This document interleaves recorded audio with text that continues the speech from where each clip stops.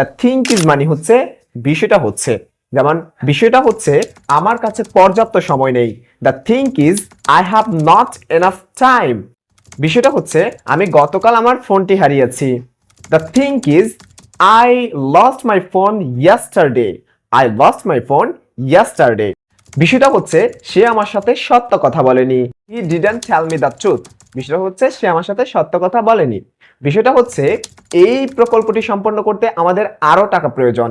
The think is we need more money to complete the project. We need more money to complete the project. And বিষয়টা হচ্ছে সে এই চাকরির জন্য আগ্রহী নয়। The think is she is not interested in this job. বিষয়টা হচ্ছে সে আজকে রোজা রেখেছে। এটার ইংরেজি কি হবে আমি নয় আপনারা বলবেন কমেন্ট সেকশন। এরকম আরো ইনফরমেটিভ ভিডিও পেতে, ইন্টারেস্টিং ভিডিও পেতে অবশ্যই লাইক, কমেন্ট, সাবস্ক্রাইব করতে হবে এবং এই ভিডিওতে জাস্ট একটা শেয়ার করতে হবে। বাই বাই, আসসালামু আলাইকুম।